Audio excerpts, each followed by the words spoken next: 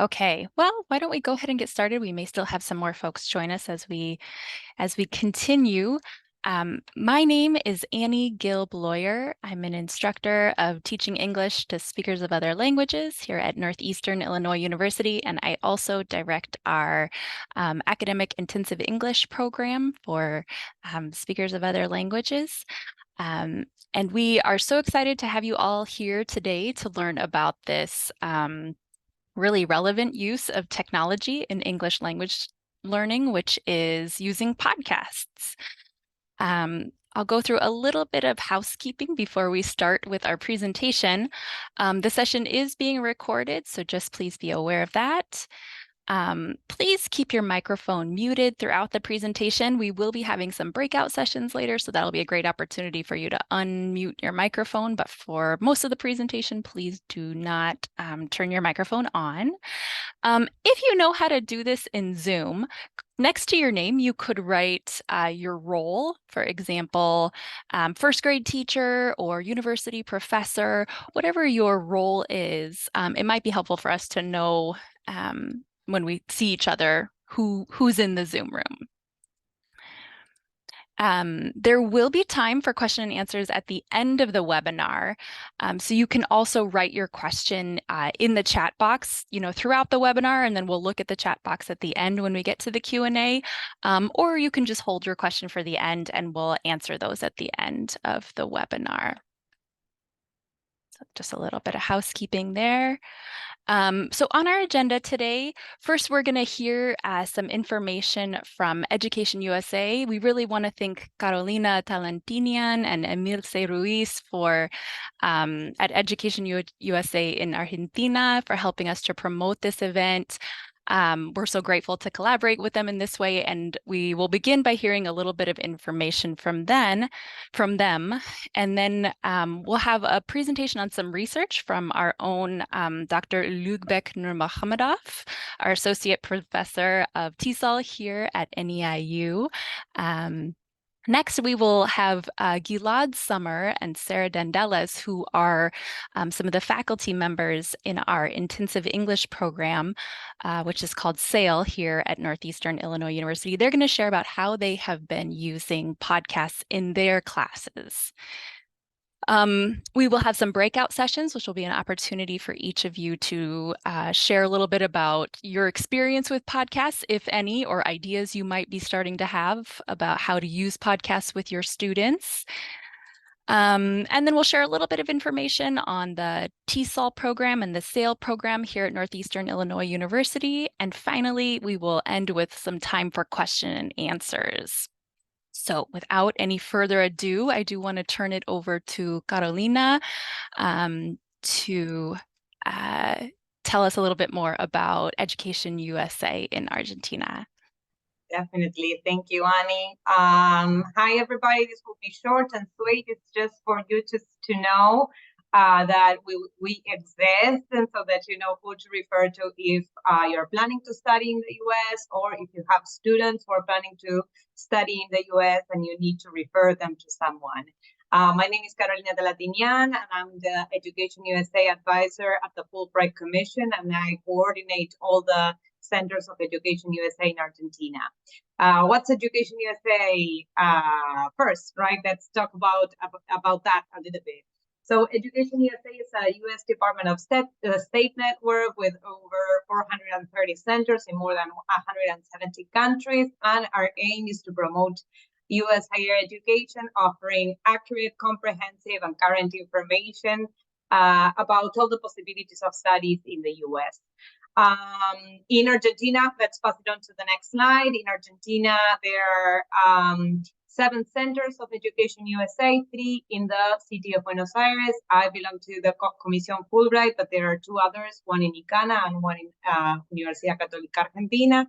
And then we have centers in Rosario, Córdoba, Mendoza, and our new center in Santiago del Estero in Acicana. But we provide services to all the country remotely as well. So the place to go to look for all the information related to our program in Argentina is educationusa.org.ar. we will be having lots of information sessions in the month of November because it's International Education Week. So, and for us, International Education Week is International Education Month. So November will be full of events. So please join us. We provide a range of services that you'll find in the next slide, but basically we help you inform our students and yourselves if you want to study in the US. We provide information sessions by us. We go to schools and we give information sessions to students as well. We give workshops such as this. We provide one-on-one advising sessions. We give resources for standardized exams and other kinds of materials that you need for the application process. And we also give pre-departure help, orientation with visas, and all the pre-departure information that you might need to do a swift transition to universities in the US. I myself are an English teacher, and we speak Spanish, right? I'm speaking English today because you're all colleagues and you understand me, but we speak Spanish and we help families, students, so we're here to help. And that's where you can find us, okay? So you can find us in social media, Education USA Argentina, and in our website. So if you have any questions, you need any help with the application process to universities in the US, please do let us know. We're here to help you anywhere, from anywhere in the country, okay? So that's it for me. I don't want to steal more time for this great session that Northeastern Illinois University has prepared for us. Thank you, and I'll pass it on to you. Thank you so much, Carolina. Okay, well, I would like to introduce Dr. Ulugbek Nurmuhammedov, who's the Associate Professor of TESOL at Northeastern Illinois University. He's going to tell you a little bit about himself and about the exciting research that he and others have been doing on the use of podcasts in language learning. So thank you, Beck, and take it away. Thank you so much. First of all, thank you so much for organizing this event, and thank you so much for joining us. I know that if there are, if there is one profession where people are always busy, it's the teacher's profession. So that's why thank you so much for allocating time for this professional development opportunity. So I'm Ulugbek Nurmuhammedov. I also go by Beg. I was born and raised in Uzbekistan. A lot of people confuse it with a neighboring country called Kazakhstan. No, it's Uzbekistan, or some people say Pakistan. It's Uzbekistan, and it's a real country. I was born and raised there. And I came to the United States in 2004 to primarily pursue my MA TESOL degree. So TESOL stands for Teaching English to the Speakers of Other Languages. So that degree at the University of Illinois Champaign-Urbana. And after I got that degree, I had an excellent career opportunity to teach ESL courses at the same university. So then after that, using the skill that I learned from my MA TESOL program, I decided to pursue my PhD doctoral degree in applied linguistics, and I did that. I did my PhD in applied linguistics at Northern Arizona University. So, and I've been working at NEIU, Northeastern Illinois University, since 2016. So, the beautiful thing about being a professor is that you get to teach. You also get to research, and also you get to do some service. Okay, so today I would like to talk about these the research that I've been involved over the past, 3-4 years, and it's on podcasting. So next slide. Thank you. So first of all, what's the podcasting, right? So let's define it, right? A podcast is a type of audio program that is usually distributed online, often through podcast hosting platforms. Some people listen to podcasts on their phones, right? Some listen to podcasts through different platforms like Apple Podcasts, Spotify, right? So, and podcasts can cover a wide range of topics and formats. I mean, some people listen to news. I mean, to be honest with you, with my daughters, I have 3 princesses at home. We listen to storytelling podcasts. Circle Around is one of them. Time to time, I also listen to Free Economics, And so depending on your interest, you can subscribe to your favorite podcast and receive these new episodes automatically, right? So next slide, please. And so these are the types of podcasts, as you can see. Maybe you can find your own favorite podcast. This is a screenshot from Apple, from the Apple podcast platform. So some of you might be wondering, how many numbers of podcasts are there available? Well, I mean, last time I checked, it was I think it was July 2023. So as of July 2023, there were about 5 million podcasts in a variety of languages, and majority of them in English and Spanish and Espanol. So, and you can also find podcasts in minority languages like mine, Uzbek. So, but in total, as of 2023, there were about 70 million podcast episodes. Okay, different types of episodes. And please keep in mind, some of the podcasts are active. They've been there for a while. Some of them just publish or produce about 5 to 10 podcast episodes, and they and they end their podcast episodes. So we also have to keep that in mind. Next slide. Now, here's the thing. Can you click again, Annie? So thank you so much. One more time. Thank you. Yes, you can keep clicking. Now, here's the thing. There are millions of podcasts, right? Well, which one should we use, right? That's a good question. So my former advisor, Randall Sadler, who is at the University of Illinois Champaign-Urbana, and I found out that we actually are avid podcast listeners. And we asked ourselves, well, which of the podcasts are suitable for language learners, while which of them are not, And to do that, what we did is that, and also one more thing, right? According to Hegelheimer and O'Brien, they said podcast creators have different interests and motivations in mind when they do their podcasts. So then my professor and I decided to divide podcasts into different categories. So over here, you will see 4 types of different podcast categories: discrete category, ESL focused, general audience, and ESL super. So discrete category podcasts are the types of podcasts that provide listeners with specific type of knowledge. Maybe Grammar Girl, right, is designed for native speakers of English, only focuses on grammar issues. While the TEFLology podcast, TEFL Training Institute podcasts tend to offer input to or information to TESOL professionals. Okay, so have a listen to them. They're really wonderful podcasts, specifically designed for TESOL professionals. Now, ESL focused podcasts are designed specifically for learners of English. I mean, Culips is one of my favorite. Is from ESL teachers from Canada. Or Learn English with Lizzie. Actually, she's one of our MA-TESOL program graduates, successfully graduated from her MA-TESOL degree at Northeastern Illinois University, and now she's pursuing her PhD at Northern Arizona University. So when she was a student, she also designed and produced podcasts for her students. Now, category number 3 is general audience podcasts. Well, these are designed, these are not for ESL students or for TEFL professionals. They are primarily designed for general audience. I mean, designed for adult native speakers of English, okay? But advanced language learners can also listen to these podcasts, so they cover a variety of topics. And number 4 is ESL Super Podcast.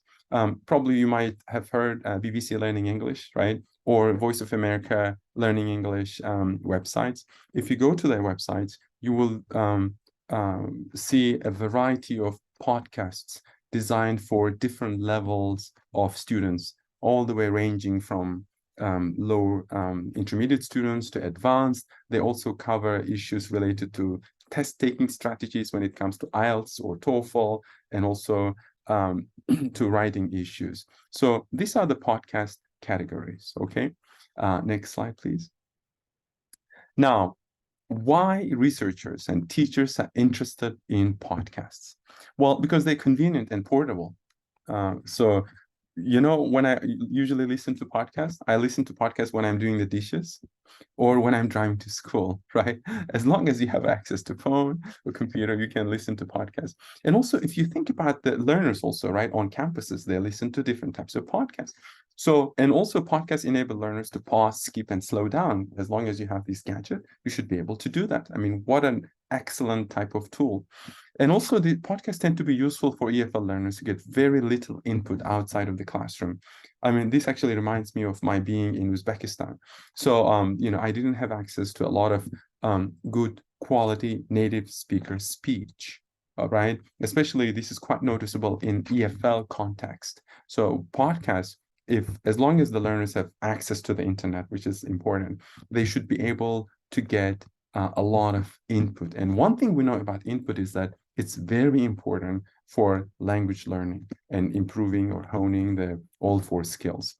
And also when it comes to vocabulary, especially, I mean, we know that, right? In order to speak any language, to know it well, learners need to have large vocabulary size. Podcasts tend to be a very useful tool to help students improve their vocabulary size and consolidate word knowledge. So they already know a word and they need to know more about that word. So it will consolidate the word knowledge and reinforce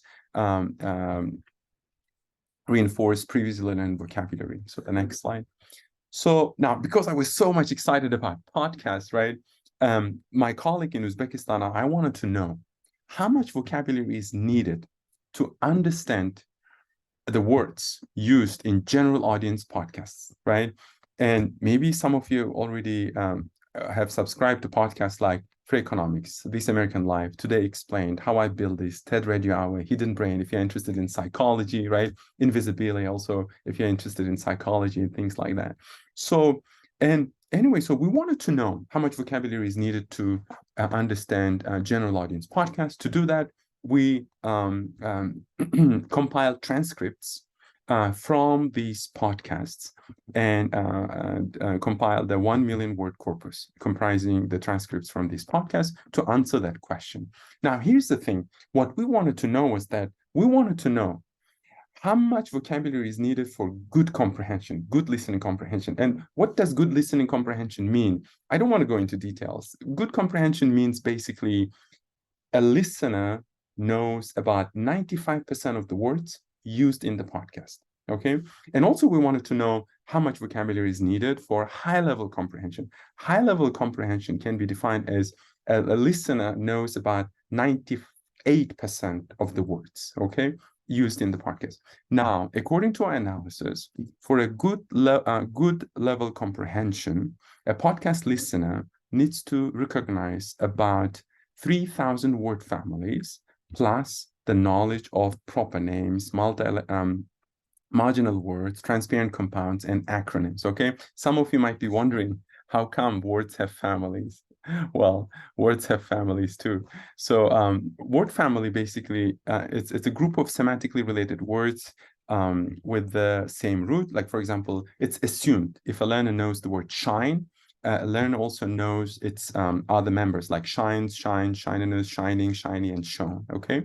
And on top of that, they also have to know proper names. I mean, don't you think, maybe for some of you, you've heard the name Uzbekistan for the first time, right? And also when learners are listening to a podcast episode or a movie, you know, it's also word knowledge when they recognize marginal words such as yay, wow, right? Or acronyms. I mean, you and I might know the acronym TESOL, teaching English to the speakers of other languages, but for many other professions, this is a new knowledge, no? So that's why, as you can see, for a good level listening comprehension, learners are advised to know about 3,000 word families, plus these word knowledge, proper names, marginal words, acronyms, and transparent compounds. But when it comes to high level comprehension, which is, right, recognizing 98% of the words used in the podcast, they have to know about 5,000 word families, plus the knowledge of proper names, marginal words, acronyms, and transparent compounds. Next slide, please. And and we also wanted to know with my colleagues, you know, how much vocabulary is needed to understand children's podcasts. Because if you have children and if they are learning English, or if your work at elementary school or middle school or high school, and you would like to promote the use of podcasts in your educational setting, you might also want to explore the podcasts specifically designed for language learners, for children. Like, you know, there was a study in the UK, and they sent out a survey to over 600 parents. The researchers wanted to know, why do families like listening to podcasts? And these are some of the responses, okay? And you know, one of my favorite one is, so the content is educational. So 33% of the parents out of these over 600 parents who responded to the survey stated that the content in the podcast, children's podcast, is educational. And that's so true. You know, I usually listen to children's podcasts with my children on the way to school, on the way back, and it's just amazing. I mean, you know, I learned some of the skills, and I acquired some of the information which I haven't done when I was a child. And also, as you can see, 25% of the parents stated that this is an interesting activity, or this is a valuable activity they do in the car. So, which is interesting. So, Annie, can you go to the next slide? Now, I ask myself, how about a children's podcast? How much vocabulary is needed to understand children's podcast? And with my former student, Emily Casaletto, who is right now actually working at an ESL institution in Chicago, and also our colleague who is based in Turkey, Irina Karimova, we decided to know how much vocabulary is needed to understand children's podcast. And just like the study that I explained earlier, we collected data, or we compiled a corpus comprising transcripts from the children's podcast. And these were some of the podcasts which are apparently popular among children according to Common Sense Media. So next slide. Yes, so as you can see again, right? So what you see in this slide is that different podcast types require different vocabulary knowledge, right? So like, for example, But Why podcast. In order to have a good comprehension of But Why podcast, children need to have about 3,000 children need to have a vocabulary knowledge of 3,000 word families, plus the knowledge of proper names, transparent compounds, marginal words, and acronyms, okay? And for the same podcast, if children want to have a high level of comprehension, which is if they want to recognize 98% of the words used in the But Why podcast, then they need to have a vocabulary knowledge of 6,000 word families, okay? And you can view the rest of the information whenever it's available to you. I know that this webinar is being recorded, right?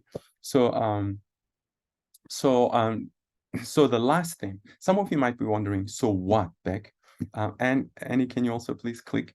So what can we do with this knowledge? One more time, Annie, and one more time. Thank you. So what can we do with this knowledge, right? Well, based on the studies that we did, how much vocabulary is needed to have a good listening comprehension and high-level comprehension of this podcast? Well, make sure that your students know the first most frequently used 2,000 word families in the English language. I mean, if you look at this one, right, don't you think? So the words like about, feel, milk, and discuss, right? They are the most frequently used words in the English language, right? Versus the 7K, right, in the x-axis, right? The words in the 7K, which is 7,000 frequently used words, right? Or least frequently used words in the English language. The words like alleviate, complacent, and resilient, right? So before you jump and teach those words to your students, you have to teach these most frequently used words in the English language. And also, I also provided you with the hyperlink here.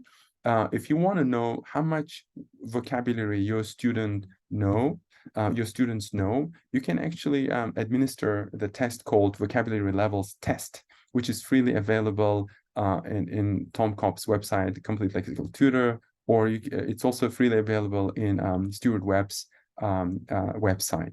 So once you administer this test, you will find out how much vocabulary knowledge your students have, and based on this, you can make a decision whether to use a podcast or not, or which of the podcasts you can use. Thank you so much.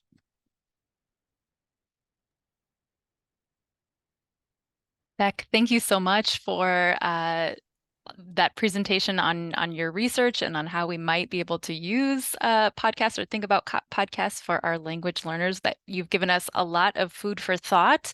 As a reminder to everyone, we will have time for questions and answers at the end. So you can type any questions that you have in the chat now, or you can hold them till the end of the webinar. And we will also be sharing these slides as well as the video of this webinar to everyone who registered in the next few days. So if there's information that you saw up there that you thought, oh, let me catch that, let me get those ideas, you will have access to those later. So Beck mentioned that we, some of our alumni from our Masters in TESOL program participated in some of that research and have done some additional research on podcasts in language teaching.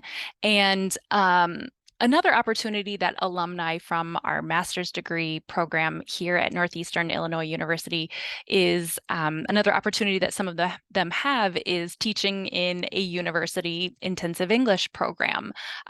Northeastern Illinois University has our own full-time intensive English program for international students. It's called SAIL, and next, we're going to be hearing from Gilad Summer and Sarah Dendelis about their use of podcasts with the adult students in the SAIL Intensive English program. So I am going to hand it over to Gilad Summer to tell us about how he has been using podcasts. Buenas tardes. Thank you for coming, and thank you, Beck, for the insightful presentation. My name is Gilad Summer. I'll say a few things about myself. Like Annie mentioned, I'm an alumni of the TESOL program at NEIU. I'm originally from Israel, and I moved in 2013 to Chicago with my family. Since then, I've been teaching English, I've been teaching Hebrew, I've been teaching academic writing, and I'm currently a teacher at the SAIL program that Annie mentioned here at NEIU. Today, Sarah and I, Sarah you'll meet later, will talk about how to use podcasts in class, or more specifically about our own experience of using podcasts in the classroom with ESL learners. I have to mention that we are working with adult ESL learners, specifically students or people who want to be students here in the USA.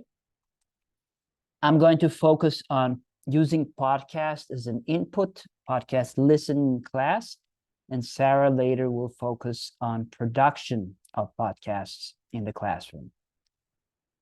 So I want to start with the aims of listening to podcasts in class. I don't want to repeat everything that Beck has already mentioned. One advantage that podcasts give us, listening to podcasts give us, is, first of all, we listen to natural language production. Many times we listen to natural language productions in different native accents. So it could be American, it could be British, it could be Indian. And also to understand natural language production. And like Beck said before, the best way to learn new vocabulary is in context and spoken within the native situation, which we don't have a lot of opportunities to do so, especially if we don't live in an English-speaking country. Another aim that we can use podcasts for is reading comprehension. That, when we take into account that we can use the transcript, and I'll talk about that a little bit later. And of course, vocabulary acquisition, as Beck mentioned, increase vocabulary size, reinforced vocabulary that we already learned, use vocabulary in different vocabulary in the same family of words. Now, what is our target audience? So I would say it depends on the podcast. As long as you can find the right podcast for your audience, you can generally use it with anyone. But I would say that if it's really a beginner's level, people who don't really have any background in English, it would be very difficult to find a podcast with that level.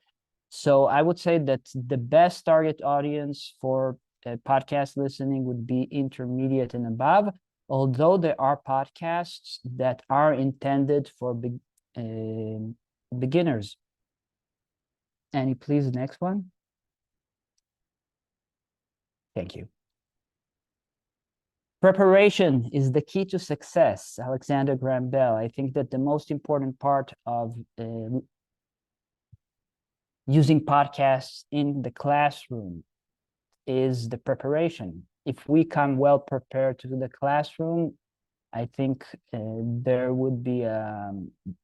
could be a successful class. And I think we all know that as teachers, that's probably the most important part of our classes, to prepare ourselves well.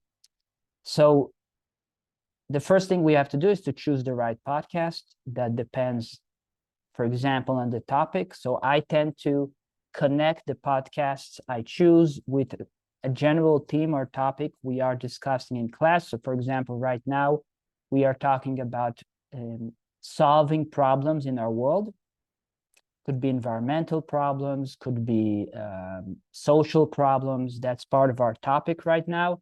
So I've found a podcast that fits that topic, which is called People Fixing the World. It requires some browsing on Spotify or other podcast platforms, but you can find the topic that is right for you.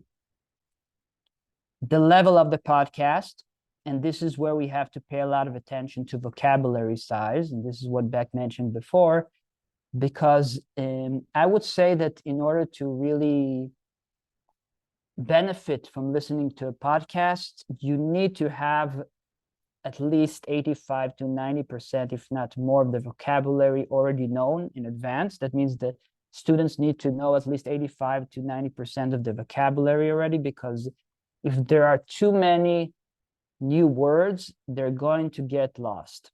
So that's why you need to prepare yourself well and to find a podcast that has new vocabulary, but not too many words. Yeah. The length of the podcast. So I would say that usually I take either podcasts that are 10 to 20 minutes long, or alternatively, you can take a longer podcast and use one section of it. I think that more than 20 minutes is too exhausting for the mind just to listen to it, because remember that this is the students will probably not going to understand everything. So to exert the mind for longer than that, that's going to be very difficult. Now, after I chose the podcast and the podcast episode, my next step usually is to find or to create the transcript. This is a very important step. I think that it's important for us as teachers to have the transcript in front of us so we can recognize all the vocabulary words we want to teach, so we can make sure that we didn't miss any item or any detail in the podcast. And to do the transcript, to create the transcript or to find the transcript. So there are two options, basically. Some podcasts, unfortunately not the majority, have transcripts available.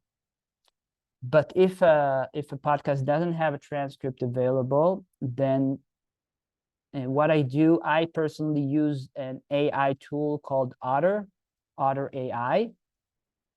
This is their logo here.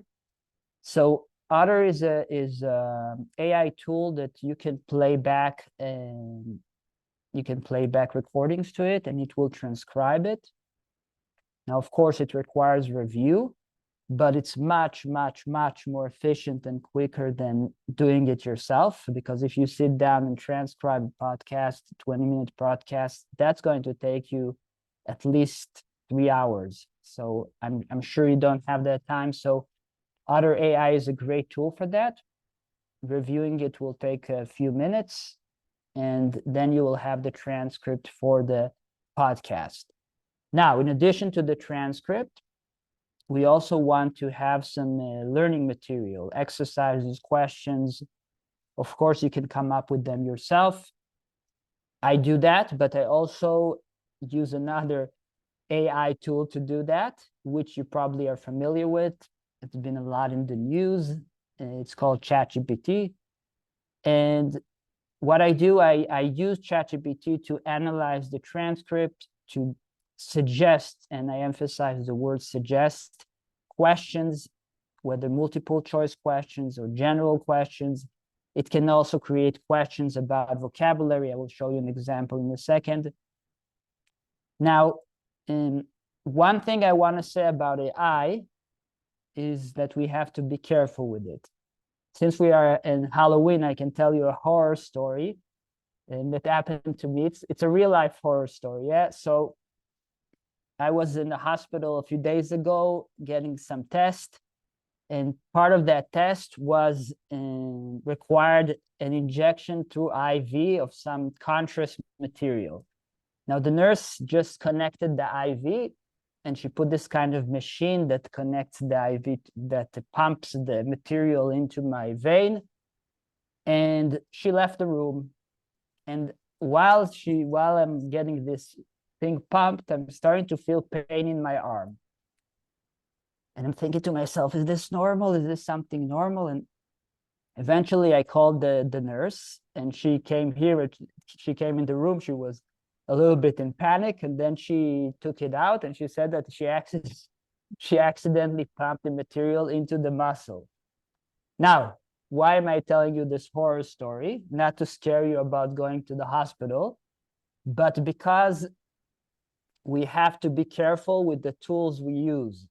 Tools do not replace human intelligence. We always have to put our attention and our mind into the results that we get from those different types of AI. They are great tools as long as we use them and they don't use us. So that said, here's an example of something, for example, I do with AI. Sorry, can you pass the, thank you. So I'm going to read it quickly and then summarize it for you. You don't have to know that by heart. Please create a multiple choice question about the meaning of the following vocabulary word: biodegradable.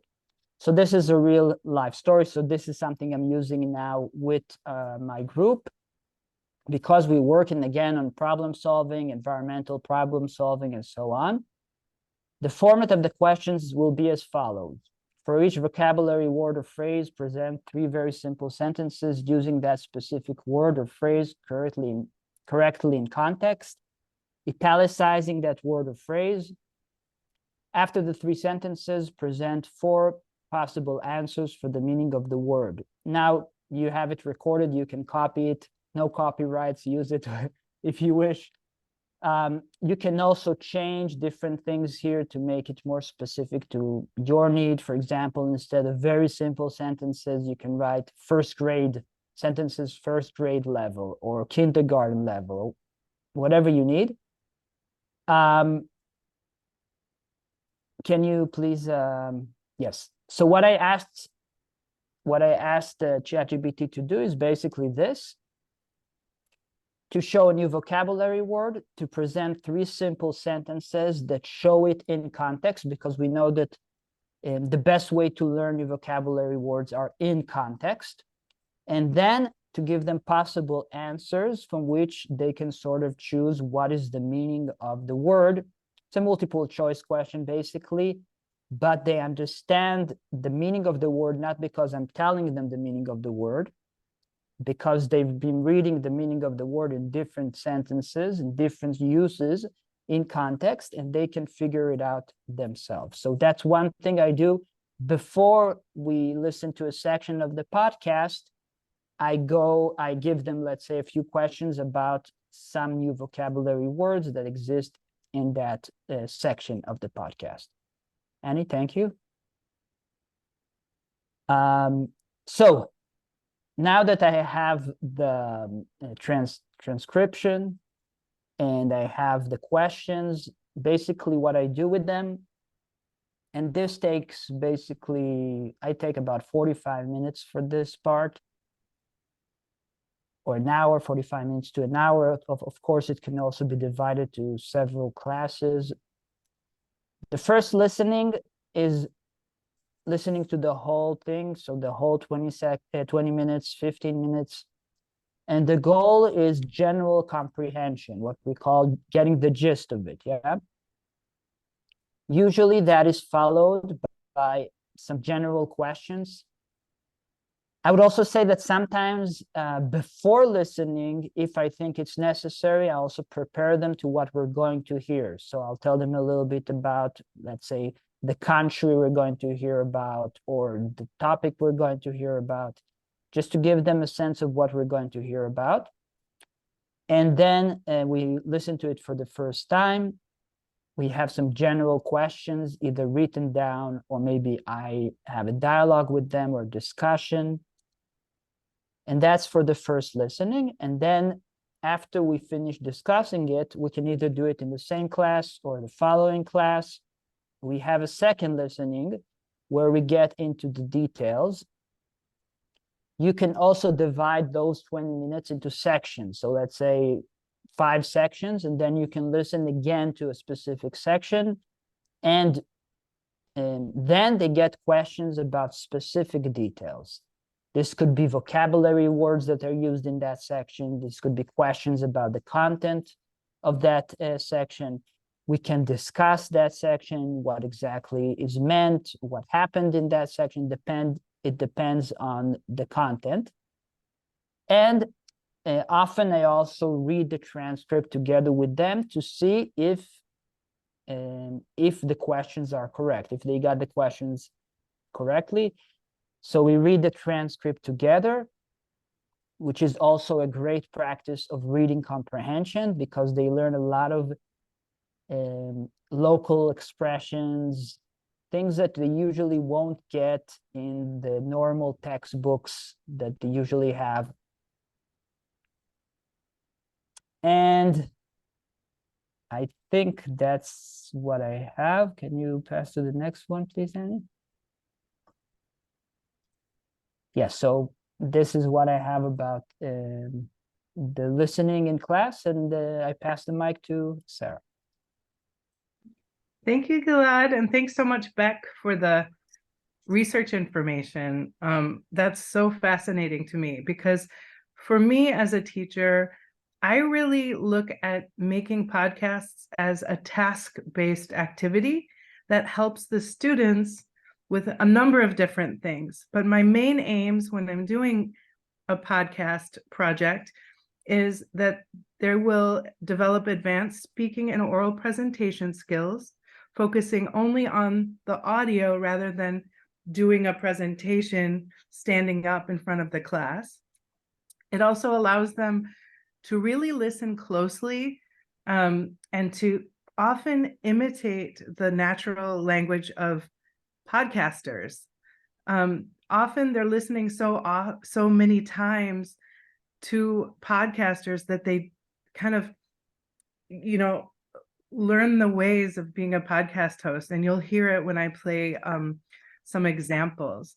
They really kind of, it's just a way to learn without knowing you're learning basic patterns of American English in our case. So these are intermediate students, a little bit of background. I had 15 in the class that I will describe for you here. They're about B1, B2 level of English. And I divided them up into groups for this project. So part of working in a group is so important because we have different language backgrounds. So I was able to divide the group, and they had to speak English to get this project done. Right? So that's what I love about task-based projects. So next slide, please. Thank you.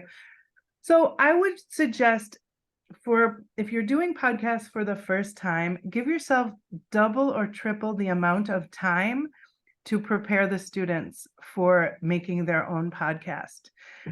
You think maybe because you heard this webinar or you love podcasts yourself, that everyone just understands them, but that's not true. So I love to scaffold, and I put the word, is this the correct word in Espanol? Andamiaje? Yeah, scaffold. Okay. We call it scaffolding, and we're really building what I see as their critical thinking skills. These are adults. These are all young adults that I work with. And so when we listen to podcasts, just like in Gilad's class, they're developing their own tastes and preferences about listening to podcasts themselves while we listen closely. So what we would do is we listen to different types of podcasts, interview ones, news podcasts, some of the ones Beck was talking about, like storytelling, other types, maybe specifically about discrete subject matter, etc. Then we would really drill down to what was good and bad or confusing about each podcast we listened to, each episode. And I would lead the discussions, but at this point in our semester, we were about halfway through the semester when we did this last time. They know each other well, and they can really share their own opinions. I didn't like her voice. Teacher, why did he speak so fast on this podcast? You know, and really talk about, like, what was that background sound? What is that supposed to be?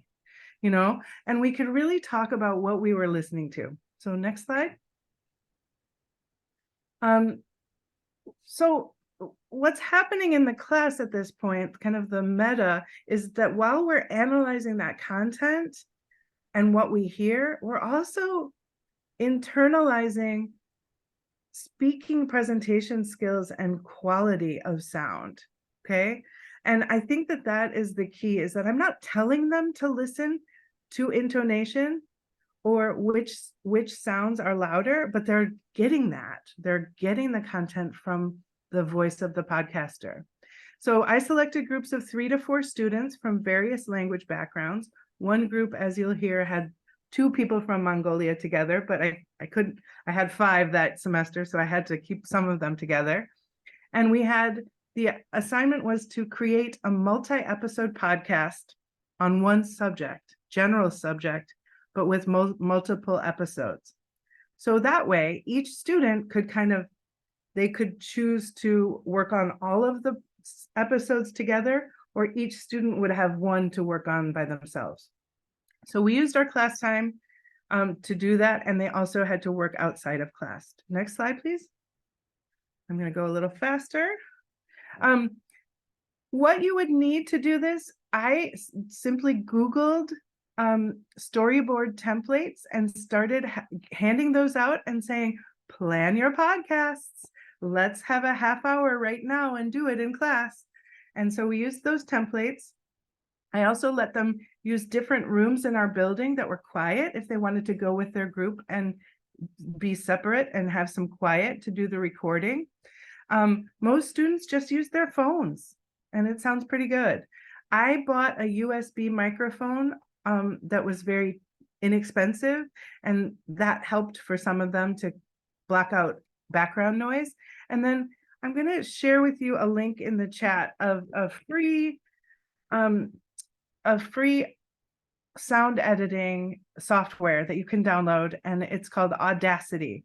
And so that is a way they can mix in music or background sounds. It's free for everyone, for all operating systems.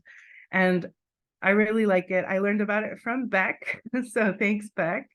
And we really use that a lot. Next slide, please. So here are some of our discussion prompts.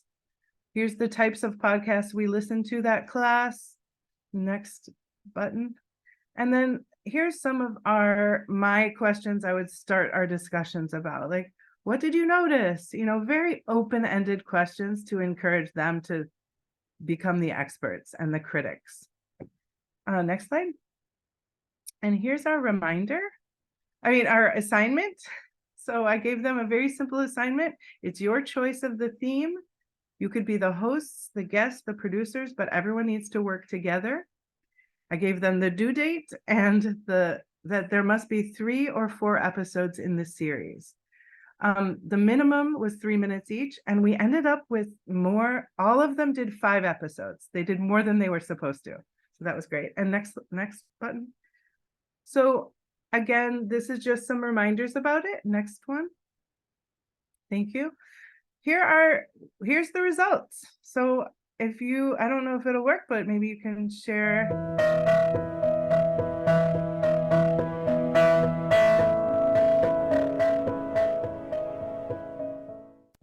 Hi everyone, in this episode we have the 2 Mongolian students here, Crystal and Suko. Welcome to this episode.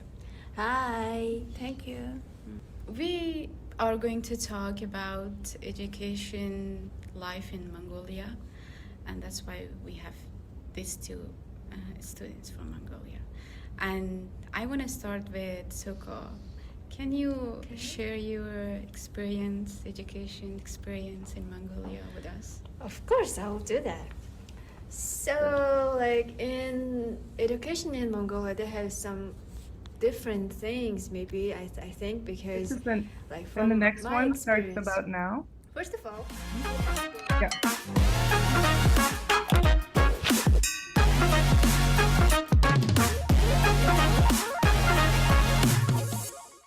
Hi everyone, it's a new episode of Wedding Around the World.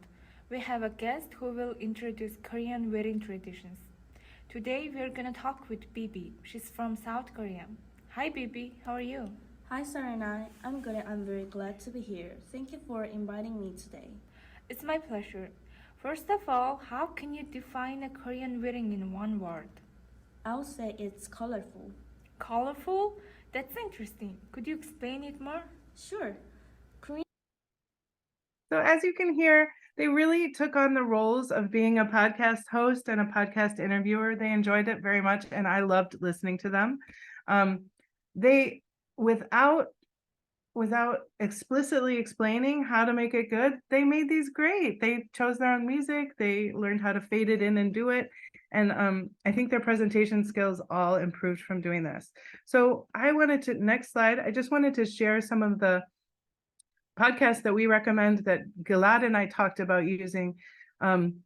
Again, as Beck said, the first 2 are good for listening to either British English or American English, VOA, for learners of English if they want to talk about English. And then there's some general interest ones that I use a lot. I know Gilad uses People Fixing the World right now.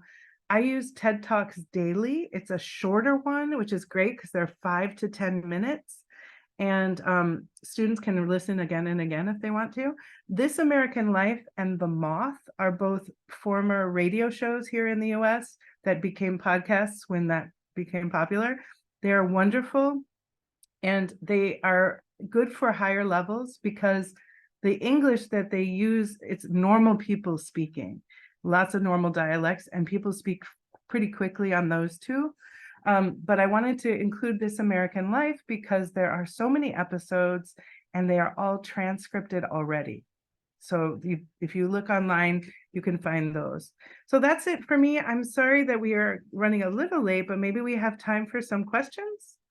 Yeah, so what we're going to do, we've had so much really important and exciting stuff to share with you all.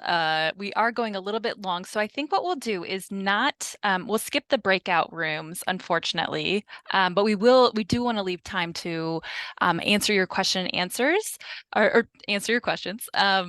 And so just very briefly before we do that, you've had a chance to learn, to get a little bit of a taste of the training that we can offer to teachers of English, and a taste of what our graduates of our master's degree program can do.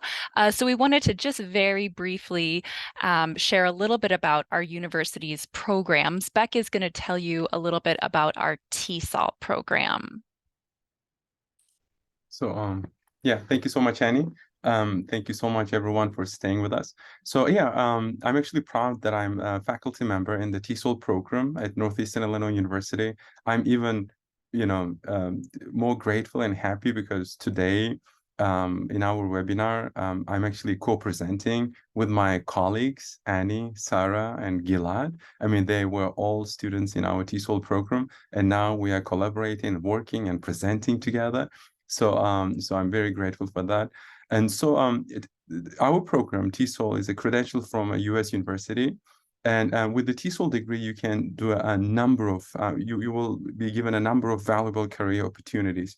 Like some of our graduates or alumni currently working for state departments, okay? So, and they do projects for the state departments. Some of them actually go abroad and teach English as a second language, and they also do research. Some of our students actually obtain their master's degree and they go to pursue their doctoral programs. Like, for example, Lizzie, right?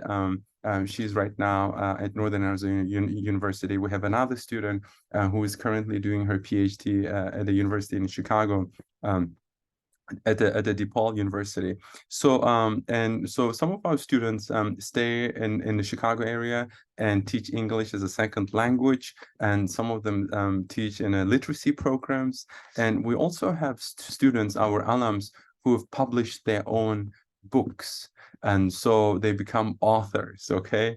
So Annie actually is one of them. And also we also have another student who's currently working for Cengage.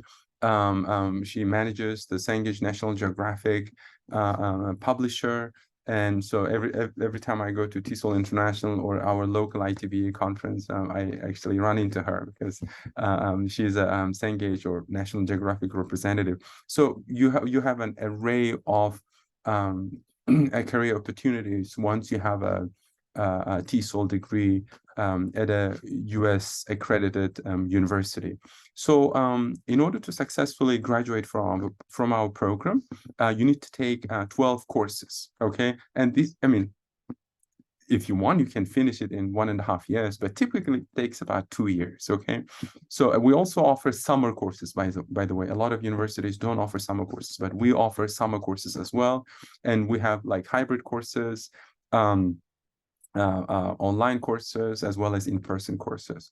So, and also we have a diverse faculty who are leading professionals in the TESOL domains. One of our faculty members here, Teddy Boffman. So, yeah. So, and also we primarily focus on some of the domains such as techniques of teaching English as a second language, assessment, teaching pronunciation, and also technology. So, you know, these are some of the areas that focus on, you know, but if you want to get your graduate certificate in TESOL, you take half of the coursework that's required for the MA TESOL degree, okay? You take, instead of taking 12 courses, you can take just 6 courses and obtain your graduate certificate in the TESOL. So, and also it offers you a more affordable option. So what is good is that, so imagine you obtained your TESOL certificate, TESOL graduate certificate. So if you would like to obtain your MA TESOL degree, right, which is a degree program, you can take 6 additional courses. So the courses that you already took for your you've taken for that certificate will account for your graduation. Yeah, Annie? Thank you, Beck. And of course, if you want more information about our MA TESOL program or our graduate certificate program, there's a QR code, also our website and our email address, as well as our Facebook page. We hope to hear from you if you're interested in that program. We also have 2 programs here at Northeastern Illinois University for students who use English as a second language and who want to develop their academic English skills for going on to a degree program or for using English for professional purposes. The first is our full-time in-person academic English program called the SAIL Intensive English Program. In that program, students study full-time, 18 to 24 hours a week for terms that are between 12 and 15 weeks. Our core curriculum includes listening and speaking, reading and writing, and grammar. And as I mentioned, it's academic English. So it's the kind of skills that students need to be able to understand a lecture, to give a presentation, participate in a classroom debate, write an essay, write a research paper, read textbooks and academic articles. It's the kind of English language training that will really prepare a student to go on and to do a degree at an English medium university or to use English for their professional careers. But we also offer the Sail Anywhere program, which is a part-time online English program that students can participate in from anywhere in the world. You don't have to come to Chicago, but you can join from Argentina or wherever you are. Those are shorter terms, typically about 6 weeks, and students meet for classes twice a week for 2 hours at a time. So it's just about 4 hours a week. Our most popular course is listening and speaking, but we also can offer reading and writing and sometimes a specialty course in preparing for the IELTS exam. And so if you're interested in the SAIL program, there's a QR code and our website as well. You can send us an email or find us on Instagram, Facebook, or contact us on WhatsApp.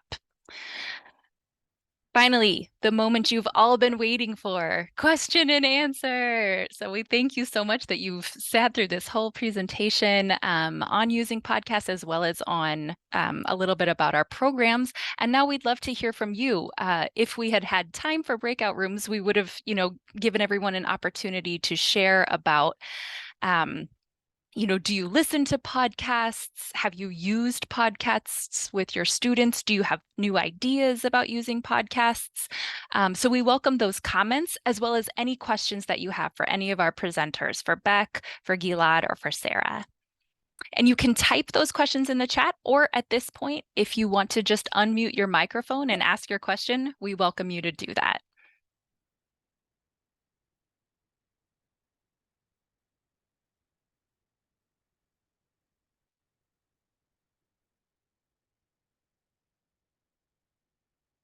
Please don't be shy. Yeah, tell us how you have used podcasts in your classes, if you have done that before. We'd love to have a conversation about this because we're all very excited about it.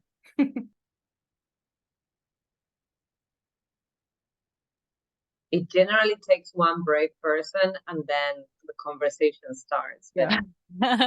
Sometimes we need that brave person.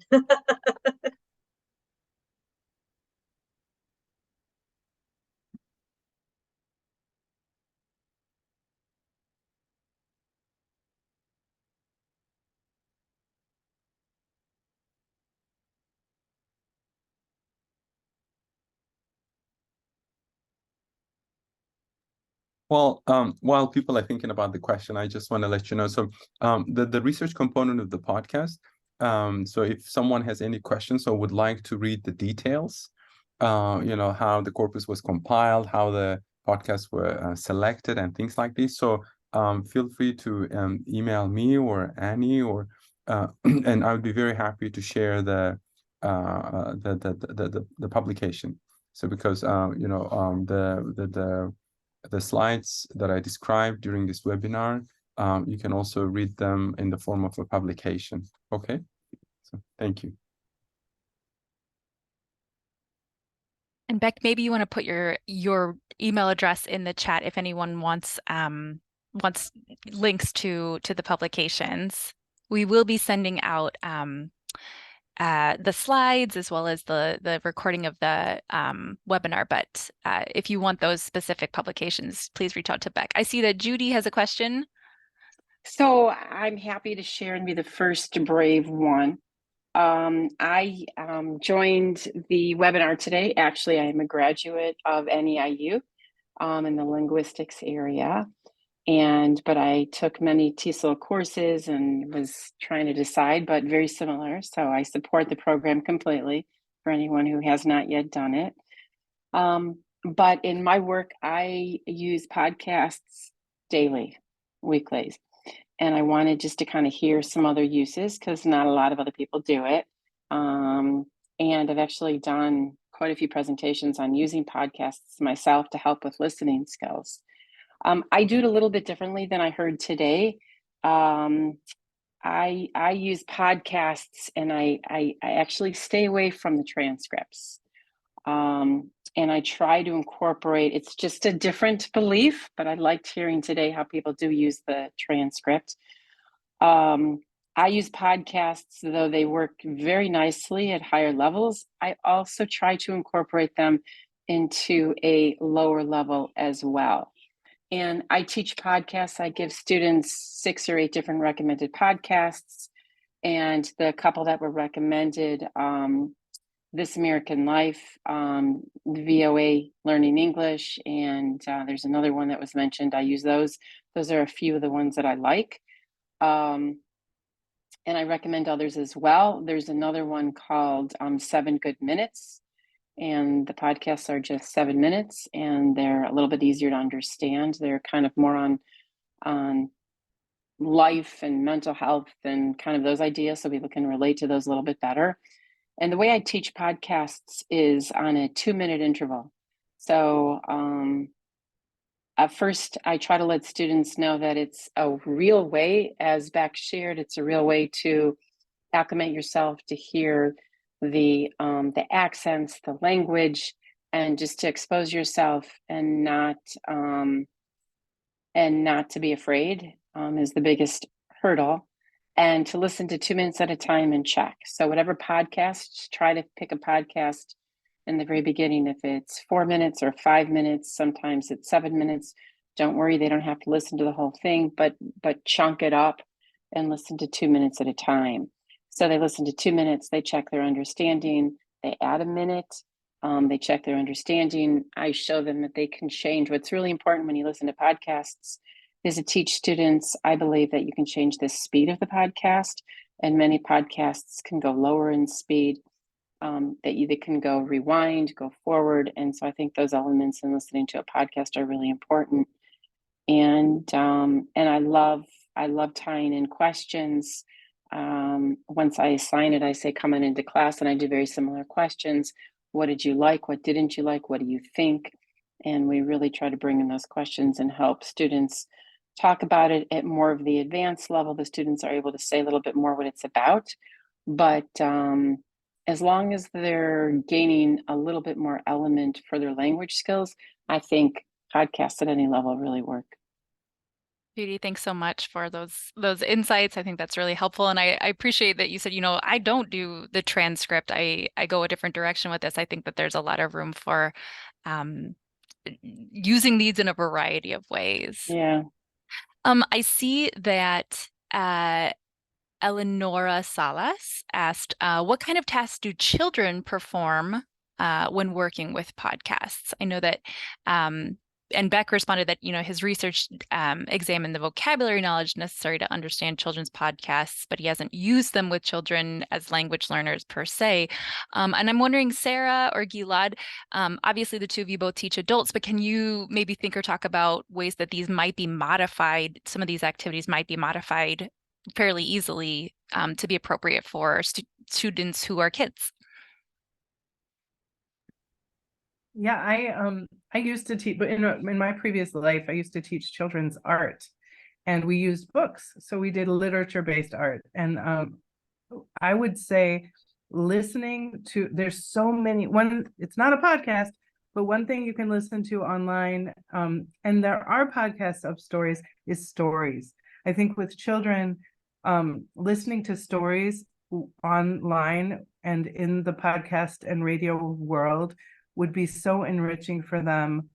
And so I would just, that's what I would do. If someone said, here's a kids class, let's do it, I would jump in and find some audio podcasts of stories and just use that as a way for them to hear a different voice than mine, a different voice than their parents or television.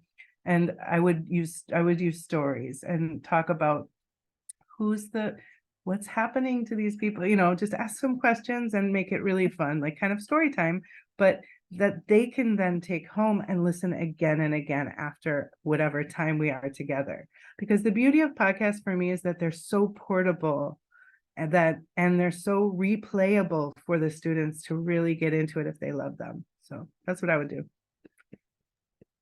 Great. Thank you, Sarah. I see that Gisela Romero has a question. Go ahead. Yes, hi Sarah.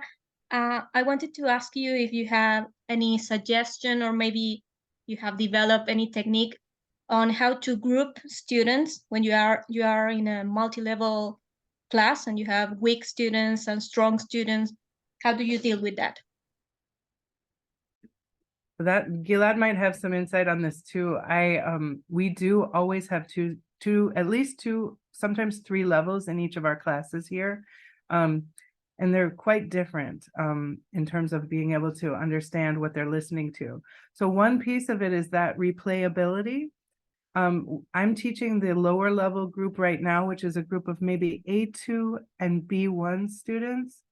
Our B1 students can understand usually on the first or second listening to a podcast, but our A2 students right now take multiple times to listen. So what I would do is first with the listening piece, the scaffolding, is allow them to be listening at home and allow them to listen multiple times if they need to.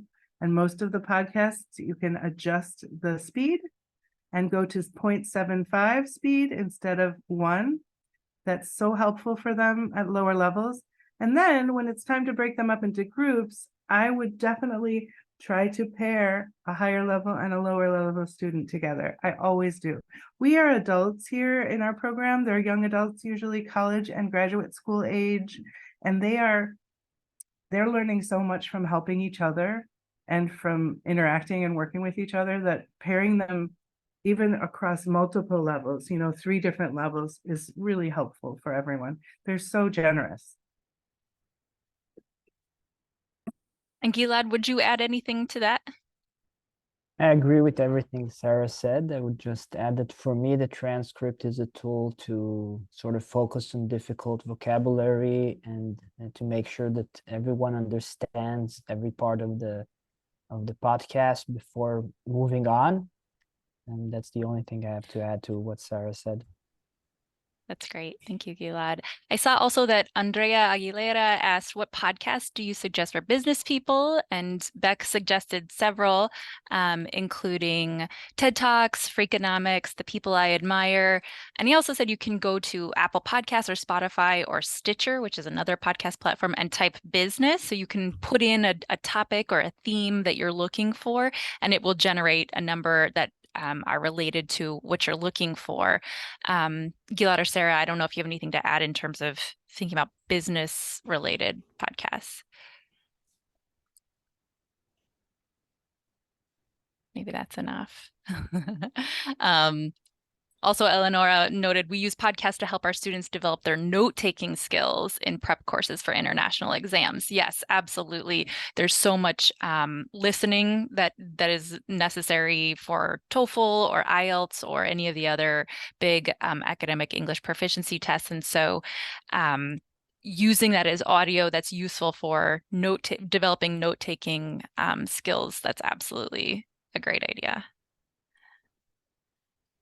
Yeah, podcasts are usually so much more exciting than like the TOEFL prep audio or the, IELTS preparation audio. It's so boring. And then a podcast, kind of the same material, but presented much more exciting and in better terms that are more current usually. Yep. Well, we have gone over time, and so I just want to wrap us up by saying thank you so much to everyone for coming today. It's been a really fun time just listening and learning from Beck and Gilad and Sarah, from all of you who participated and shared your experience and your questions. If you're looking for more information about our TESOL program, like I said, you can scan that QR code or go to our website. Our email addresses are there for the TESOL program and the SAIL Intensive English program. It's been a delight to be with you all today. I wish we had more time to learn from what you all are up to in your classrooms in Argentina, but we hope to see you at a future professional development opportunity, and I hope to see you here in Chicago at Northeastern Illinois University. Thank you, everyone. Have a great night.